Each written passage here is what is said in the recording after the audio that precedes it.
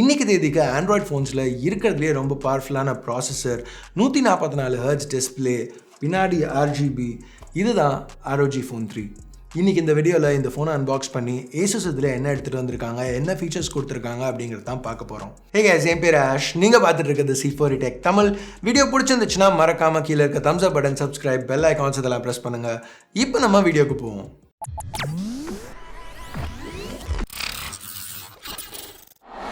ROG Phone 2 மாதிரியே இந்த தடவையும் ஒரு பிரமிட் ஷேப் பாக்ஸ் தான் கொடுத்துருக்காங்க. இதை ஓப்பன் பண்ண உடனே உள்ள ROG Phone 3 இருக்குது. இது அந்த பிளாஸ்டிக் ரேப்லேருந்து ரிமூவ் பண்ணுவோம்.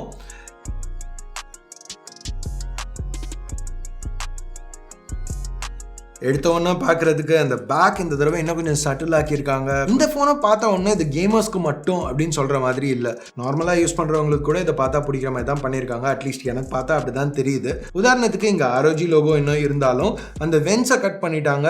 அதுக்கு பதில் ஒரு புது வெண்டிங் சிஸ்டம் எடுத்துகிட்டு வந்திருக்காங்க. அதை பற்றி நம்ம கொஞ்ச நேரத்தில் இன்னும் டீட்டெயில்டாக பார்க்கல பேசுவோம். மற்றபடி பாக்ஸில் வேறு என்ன இருக்குன்னு பார்த்தா புது ஏரோ ஆக்டிவ் கூலர் 3, அதுக்கப்புறம் ஏரோ கேஸ். இது கொஞ்சம் வித்தியாசமான கேஸ். ஜென்ரலாக எல்லா ஃபோன்ஸோடையும் வர சாஃப்ட் கேஸ் மாதிரி கிடையாது. இது ஒரு ஹார்டான பிளாஸ்டிக் ஷெல். எங்கெல்லாம் ஃபோனோட பேக்கை ரீஎன்ஃபோர்ஸ் பண்ணணுமோ அங்கெல்லாம் இது கவர் பண்ணுது. அதே சமயத்தில் இந்த டிசைன் வெளியில் தெரிகிற மாதிரியே எக்ஸ்போஸ் பண்ணுது. அதுக்கடுத்து சிம் இஜெக்டர் பின் இருக்குது, கொஞ்சம் ROG ஸ்டிக்கர்ஸ், ஒரு 30 watt fast charger, USB Type-C to headphone jack converter. So yes, headphone ஜாக்கை இந்த தடவை ரிமூவ் பண்ணிட்டாங்க. கண்டிப்பாக அது ஒரு ஏமாற்றம் தான். கேமிங் ஃபோன் வரையில் கண்டிப்பாக ஹெட்ஃபோன் ஜாக் கொடுத்துருக்கணும். எனிவே, இந்த ரப்பர் பீசஸ் சைடில் உள்ள இந்த Type-C போர்ட்டை கவர் பண்ணுறதுக்கு அது ரொம்ப சின்னதாக இருக்குது. கண்டிப்பாக நம்ம தொலைப்போம் தெரிஞ்சு எக்ஸ்ட்ராஸ் பாக்ஸ்லேயே கொடுத்துருக்காங்க. ஃபைனலாக Type-C to Type-C கேபிள். இப்போ நீங்கள் பார்க்குறது இந்தியன் ரீட்டைல் பாக்ஸ். இது தான் Asus இந்தியாவில் வைக்கிறாங்க. ஸோ இது நாங்கள் வீடியோவை ஷூட் பண்ணி முடிச்சதுக்கப்புறம் தான் எங்களுக்கு கிடச்சிது. ஸோ இப்போ நீங்கள் பார்த்துட்டு இருக்கிறது தான் இந்தியாவில் Asus பாக்ஸில் இன்க்ளூட் பண்ணுற கான்டென்ட்ஸ்.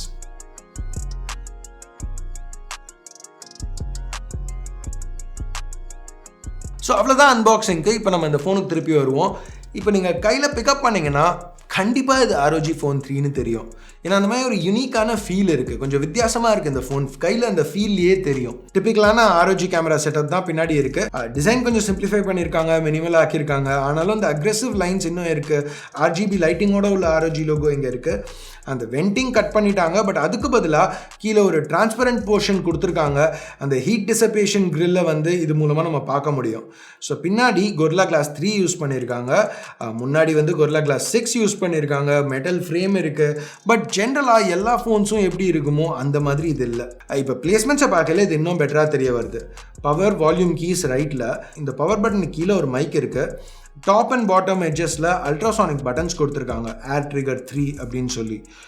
டாப்பில் 2வது மைக், லெஃப்டில் டியூவல் சிம் ஸ்லாட்டும் 2 USB Type-C போர்ட்டும் இருக்குது. பாட்டமில் USB Type-C போர்ட்டும் 3வது மைக்கும் இருக்குது. இதுதான் பிரைமரி மைக்ரோஃபோன். இந்த ஃபோனில் 3 மைக் மட்டும் கிடையாது, இன்னொரு மைக்கும் இருக்குது. இது பின்னாடி கேமராஸில் இருக்குது. இப்போ ஸ்பீக்கர்ஸ்னு பார்த்தீங்கன்னா ஃப்ரண்ட்டில் 2 ஸ்பீக்கர் கொடுத்துருக்காங்க. அந்த 6.59 inch AMOLED பேனலுக்கு மேலேயும் கீழேயும் இருக்குது. பெசல்ஸ்னு பார்த்தீங்கன்னா டாப் அண்ட் பாட்டமில் எஸ்பெஷலி பெசல்ஸ் கொஞ்சம் பெருசாக தான் இருக்குது. பட் கேமிங் ஃபோன் வரையில் பிடிச்சி விளையாடுறதுக்கு இந்த எக்ஸ்ட்ரா ஸ்பேஸ் இருக்கிறது ஒரு பாசிட்டிவ்னே சொல்லலாம். அட்லீஸ்ட் என்னோட கருத்து அதுதான். நீங்கள் என்ன நினைக்கிறீங்க கீழே கமெண்ட்ஸில் சொல்லுங்கள். சரி, இப்போ நம்ம அந்த டிஸ்பிளேக்கு திருப்பி வருவோம். இது ஒரு AMOLED பேனல். ஸோ எல்லா AMOLED பேனல்ஸ் மாதிரியுமே இதுலேயும் பிளாக்ஸ் நல்லா டீப்பாக இருக்குது. கான்ட்ராஸ்ட் ரொம்பவே ரிச்சாக இருக்குது. பிரைட்னஸ்னு பார்த்தீங்கன்னாலும் ரொம்ப பிரைட்டான பேனல் தான். இதில் HDR10+ சர்டிஃபிகேஷன் கொடுத்துருக்காங்க. மேலே கீழே பெசல்ஸ் இருக்கிறதுனால நாச்சோ பஞ்ச்-ஹோலோ இதில் கிடையாது. ஸோ நீங்கள் என்ன வீடியோஸ் பார்த்தாலும் இன்டரப்ஷன் இல்லாமல் பார்க்கலாம். அந்த டிராக் HD ஸ்பீக்கர்ஸ் இருக்கிறதும் ஒரு பாசிட்டிவ் தான். ஏன்னா அது ரொம்பவே லவுடான ஸ்பீக்கர்ஸ், நல்ல பேஸ் இருக்குது, விஷுவல்ஸும் ரொம்ப நல்லா இருக்குது. பட் இங்கே ஒரு மேஜர் அட்வான்டேஜ் என்னென்னு பார்த்தீங்கன்னா 144 ஹெர்ட்ஸ் ரெஃப்ரெஷ் ரேட், அதுவும் 270 ஹெர்ட்ஸ் டச் சாம்பிளிங்கும் சேரையில் எல்லாமே ரொம்ப ஃப்ளூயிடாக இருக்குது. இப்போ தெரியாதவங்களுக்கு ரெஃப்ரெஷ் ரேட் அப்படிங்கிறது எத்தனை தடவை அந்த ஸ்க்ரீன் ரிஃப்ரெஷ் ஆகுதுங்கிறது. ஸோ ஒரு செகண்டுக்கு 144 தடவை ஸ்க்ரீன் ரிஃப்ரெஷ் ஆகும். ஸோ ஒரு செகண்டுக்கு 270 தடவை உங்கள் டச் ரெஸ்பான்ஸ்க்காக வெயிட் பண்ணும். அது எல்லாமே அதிகமாக இருக்கிறதுனால என்ன பண்ணாலுமே ஒரு இன்ஸ்டன்டேனியஸ் ரெஸ்பான்ஸ் இருக்குது. எல்லாமே கரெக்டாக ஒர்க் ஆகணும்னா உள்ள ஒரு பவர்ஃபுல்லான சிப் தேவை. இன்னைக்கு தேதிக்கு ஆண்ட்ராய்டில் இருக்கிறதுலே பவர்ஃபுல்லான சிப் தான் Asus இங்கே யூஸ் பண்ணியிருக்காங்க. குவால்காமோட Snapdragon 865+. எஸ், இதுதான் முதல் ஃபோன் 865+ஓட வருது. இங்கே யூசர் இன்டர்ஃபேஸும் கொஞ்சம் ஸ்டாக்கிஷாக தான் இருக்குது. ஸோ இருக்கிறதுலே ஒரு ஃபாஸ்டஸ்ட் ஆண்ட்ராய்டு எக்ஸ்பீரியன்ஸ் இதில் கிடைக்கணும். நான் யூஸ் பண்ணி பார்த்த வரைக்கும் மெனூஸில் ஸ்க்ரோல் பண்ணுறதுலேருந்து ஆப் ஓப்பனிங் அனிமேஷன்ஸ்லேருந்து எல்லாமே ஸ்மூத்தாக இருந்தது. மற்றபடி ஸ்பெக்ஸ்னு பார்த்தா 8GB LPDDR5 RAM, 128GB UFS 3.1 storage. Okay, இது ஒரு கேமிங் ஃபோன் ஃபோன் வரையில் நம்ம கேமிங் பற்றி பார்ப்போம். அது திருப்பி பெர்ஃபார்மன்ஸ் டாப் பெர்ஃபார்மன்ஸ் தான் இருக்கும். ஏன்னா டாப் சிப் தான் யூஸ் பண்ணியிருக்காங்க. Adreno 650 என்ன கேம்ஸாக இருந்தாலுமே ஹையஸ்ட் செட்டிங்ஸில் இப்போ PUBG மாதிரி கேம்ஸ் ஈஸியாக ரன் பண்ணிடும். இப்போ நிறைய கேம்ஸ் 144 Hz refresh சப்போர்ட் பண்ணாது. பட் சப்போர்ட் பண்ணுற கேம்ஸ் ரியல் ரேசிங் 3 மாதிரி சப்போர்ட் பண்ணுற கேம்ஸ் வந்து இதில் விளையாடுறதுக்கு ரொம்ப நல்லா இருந்துச்சு. அந்த ஷோல்டர் பட்டன்ஸ் வந்து 2ஆக ஸ்ப்ளிட் ஆகுது. ஸோ மொத்தம் 4 டிஃப்ரெண்ட் பட்டன்ஸ் இந்த அல்ட்ராசோனிக் கீஸை வச்சு நம்மளால் செட் பண்ண முடியும். அது போக ஒரு எக்ஸ்ட்ரா பட்டனை ஸ்க்ரீன் ஷேக்கை வச்சு செட் பண்ண முடியும். உதாரணத்துக்கு PUBGயில் ரீலோட் பண்ணுறதுக்கு ஸ்க்ரீன் ஷேக்கை செட் பண்ணிக்கலாம். அதுக்கப்புறம் 6000 mAh பேட்டரி கொடுத்துருக்காங்க. ஏன்னா இது கேமிங் ஃபோனுங்கல ரொம்ப நேரம் கேம் விளையாடுறதுக்கு கண்டிப்பாக யூஸ்ஃபுல்லாக இருக்கணும். ஸோ அதுக்காக 6000 mAh பேட்டரி போன ஜென்ரேஷனில் கொடுத்தா அதே மாதிரி பேட்டரி கொடுத்துருக்காங்க. அது போக 30 வாட் ஃபாஸ்ட் சார்ஜரும் போன ROG Phone 2ல் நம்ம பார்த்தது இங்கே எடுத்துகிட்டு வந்திருக்காங்க. Asus என்ன சொல்கிறாங்கன்னா 0 to 4510 mAh 46 நிமிஷத்தில் சார்ஜ் பண்ண முடியும் அப்படின்னு.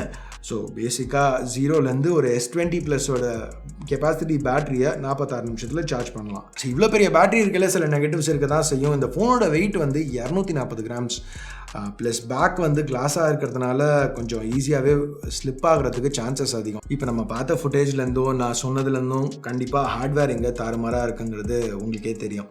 பட் ஹார்ட்வேர் எவ்வளோ தான் நல்லா இருந்தாலும் சில சமயத்தில் சாஃப்ட்வேர் நல்லா இல்லைன்னா எக்ஸ்பீரியன்ஸ் நல்லா இருக்காது. பட் இங்கே Asus அதையும் நல்லா பண்ணியிருக்காங்க. ஏன்னா சாஃப்ட்வேர் பேசிக்காக ஸ்டாக் Android 10 சில கஸ்டமைசேஷன்ஸோடு எடுத்துகிட்டு வந்திருக்காங்க. இங்கே கஸ்டமைசேஷன்ஸ் என்னென்னு பார்த்தீங்கன்னா ஒரு ஆல்வேஸ் ஆன் கிளாக், ஒரு கேமர் ஃபோக்கஸ்ட் ROG UI லுக்கு, அந்த டார்க் மோட் ஒன்று ரீடிசைன்ட் ஐகான்ஸோட. அது போக இந்த ஹார்ட்வேர்லேருந்து பெஸ்ட் பெர்ஃபார்மன்ஸ் எடுத்துகிட்டு வரதுக்கு சில மாடிஃபிகேஷன்ஸ் பண்ணியிருக்காங்க. எக்ஸ் மோட், ஆர்மரி கிரேட், போன ஜென்ரேஷனில் நம்ம பார்த்த இந்த ஃபீச்சர்ஸும் இங்கே எடுத்துகிட்டு வந்திருக்காங்க. கேம் ஜீனியும் இங்கே இருக்குது. ஸோ இந்த ஃபோன்லேருந்து விளையாடுற கேம்ஸை ரெக்கார்டும் பண்ணலாம், ஸ்ட்ரீமும் பண்ணலாம். ROG Phone 2ல் பார்த்த மாதிரியே ROG Phone 3க்கும் நிறைய ஆக்சசரிஸ் எடுத்துகிட்டு வந்திருக்காங்க. போன வருஷம் Asus சொன்ன மாதிரியே ROG Phone 2 ஆக்சசரிஸ் எல்லாமே மோஸ்ட்டாக ROG Phone 3யோட ஒர்க் ஆகும். ROG Phone 3யோட ஆக்சசரிஸ் எல்லாமே மோஸ்ட்டாக ROG Phone 2வோட ஒர்க் ஆகும். ஸோ அவங்க சொன்ன மாதிரி ஒரு ஈகோ சிஸ்டம் தான் பில்ட் பண்ண ட்ரை பண்ணுறாங்க. ஸோ கேமர்ஸ்க்கு இது ரொம்பவே ஒரு பெரிய பாசிட்டிவ். இப்போ கேமிங் தவிர பார்த்தீங்கன்னா இந்த AirTriggers 3 யூஸ் பண்ணி கூகுள் அசிஸ்டன்ட் சமன் பண்ணலாம், இல்லை வேறு ஏதாவது ஆப்ஸ் ஓப்பன் பண்ணலாம். லைட் ஹேட் ஸ்குவீஸ் இந்த ஃபீச்சர்ஸ் ROG Phone 2ல் பார்த்தோம்ல, அது இங்கேயும் அவைலபிளாக இருக்குது. இந்த தடவை ஒரு இன்டிஸ்பிளே ஃபிங்கர் பிரிண்ட் சென்சரும் கொடுத்துருக்காங்க AMOLED பேனலுக்கு கீழே. 865+ங்கிறதுனால 5G சப்போர்ட் இருக்குது. பட் இந்தியாவில் இந்த பாயிண்டில் 5G பெருசாக யூஸ் இல்லை. கேமராஸ்னு பார்த்தா போன தடவை 2 கேமரா கொடுத்துருந்தாங்க, இப்போ 3. Primary 64 megapixel Sony IMX686.